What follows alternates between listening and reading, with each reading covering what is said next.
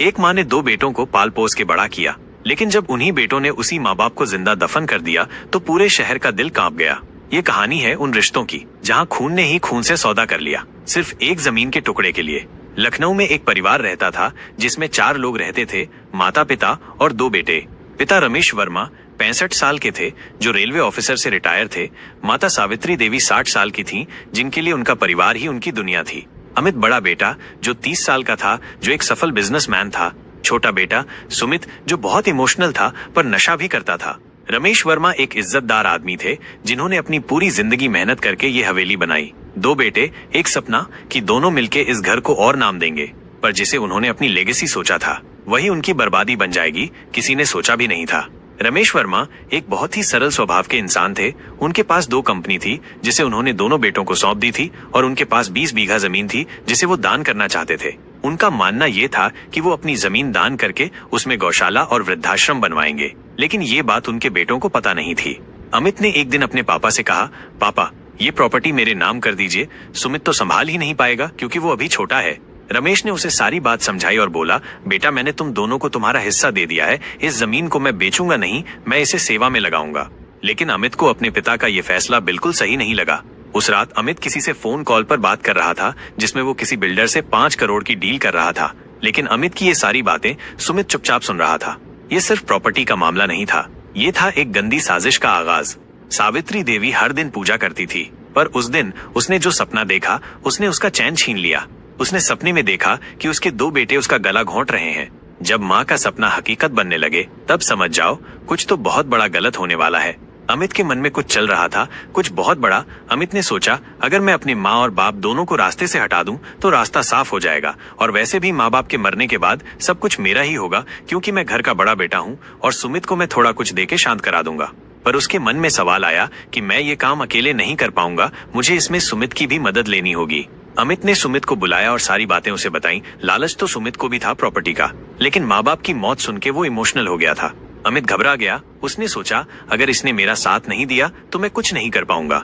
अमित ने उसे बहुत लालच दिया कि कल के दिन सारी प्रॉपर्टी हमारी होगी, हम जो चाहे वो करेंगे, अपनी मर्जी से पैसे खर्च करेंगे, हमें कोई नहीं है रोकने वाला। सोच सुमित, तेरे आगे पीछे सब नौकर होंगे, ऐश की जिंदगी होगी। अमित की इन बातों ने सुमित का दिमाग घुमा दिया और फाइनली सुमित मान गया। अमित और सुमित ने माँ बाप को ट्रिप पर भेजने का प्लान बनाया। शांतिपूर्ण मौत की प्लानिंग, नेचुरल डेथ का नाटक। उन्होंने बोला कि हमें माँ बाप की मौत ऐसे दिखानी है जो एकदम नेचुरल लगे। पर ट्रिप से पहले रमेश वर्मा ने एक लॉयर को बुलाकर प्रॉपर्टी विल तैयार करवा ली थी, जिसमें वो प्रॉपर्टी डोनेट करके उसमें गौशाला और वृद्धाश्रम बनाना चाहता था। जब लालच टकराता है इंसानियत से, तब या तो लालच मरता है या इंसानियत। ट्रिप पर जाने के एक रात पहले अमित और सुमित ने कार के ब्रेक फेल कर दिए। अगले दिन रमेश अपनी पत्नी के साथ ट्रिप पर गया और सकुशल घर लौट आया। जब दोनों बेटों ने माँ बाप को सही सलामत घर आए देखा तो उनके पैरों तले जमीन खिसक गई कि ऐसा कैसे हो गया। लेकिन ऐसा कैसे हो सकता है, क्योंकि कार के तो ब्रेक फेल थे।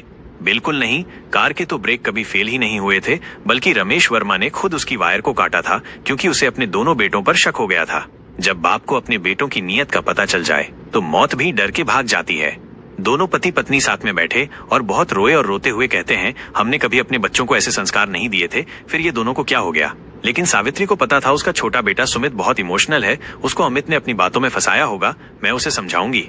सावित्री एक रात सुमित को अपने पास बुलाती है और कहती है, बेटा तुम समझदार हो, तुम अपने भाई को समझाओ। सुमित कुछ नहीं बोलता है और चुपचाप वहाँ से चला जाता है।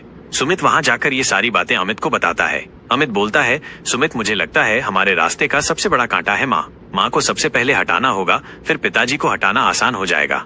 वो दोनों उस रात माँ को मारने का प्लान बनाते हैं और अगले दिन खबर आती है कि सुमित्रा ने छत से कूदकर आत्महत्या कर ली।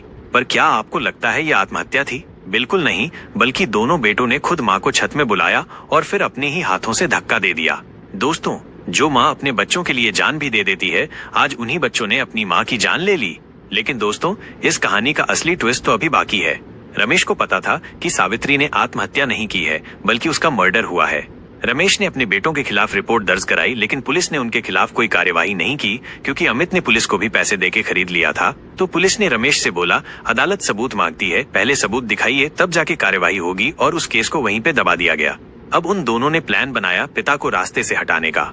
एक रात दोनों भाइयों ने रमेश वर्मा को उनके कमरे में नींद में ही पिलो से घोंट दिया और उनका शरीर पीछे के बगीचे में दफन कर दिया। रमेश ने पहले से ही घर में एक हिडन कैमरा लगवा रखा था। सारी रिकॉर्डिंग उसके लॉयर के पास चली गई, जिन्होंने जिंदगी भर सच्चाई में जीकर बच्चे पाले। उन्होंने मौत के बाद भी इंसाफ की कहानी लिखी।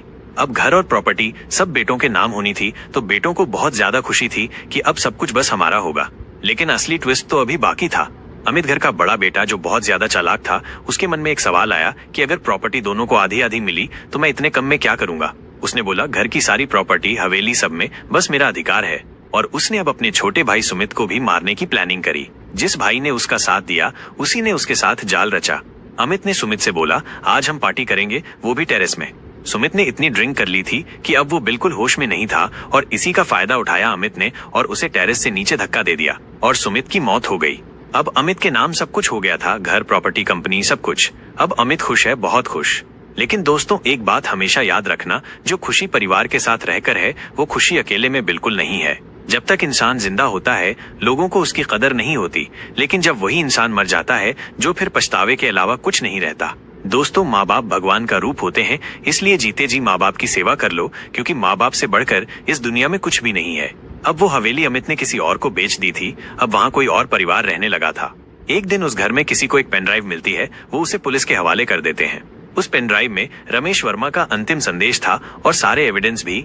वीडियो में रमेश के अंतिम शब्द थे, मेरे बेटों ने मुझे और मेरी पत्नी को मारा है, पर शायद उन्हें याद नहीं कि मैंने उन्हें चलना सिखाया था और मैं उन्हें हर मोड़ पे रोक भी सकता हूँ। केस चला, मीडिया ने धमाका कर दिया और जज ने लाइफ टाइम इम्प्रिजनमेंट सुनाई। और अब अमित जेल में है और अब अमित जेल में पछता रहा, अगर मैंने अपने माँ बाप को नहीं मारा होता तो मैं आज जेल में नहीं होता, नहीं मुझे ऐसी जिंदगी जीनी पड़ती। काश मैंने माँ बाप की बात मान ली होती तो आज ये दिन ना देखना पड़ता। और अब अमित के पास ना पैसा है, ना प्रॉपर्टी और ना ही परिवार। अब अमित बिल्कुल अकेला पड़ गया है और अब वो सोच रहा, काश मेरे पास भी मेरा परिवार होता, मैं भी एक खुशहाल जिंदगी जीता। दोस्तों, ये सिर्फ एक कहानी नहीं, ये एक सबक है कि लालच जब इंसान पर हावी हो जाए तो वो माँ बाप जैसे देवता को भी काट देता है। दोस्तों, माँ बाप की कदर करना सीखो, क्योंकि जिंदगी में सब कुछ मिल जाएगा, पैसा, प्रॉपर्टी, दोस्त, रिश्तेदार, सब कुछ। लेकिन अगर एक बार माँ बाप चले गए, फिर कभी वापस नहीं आते।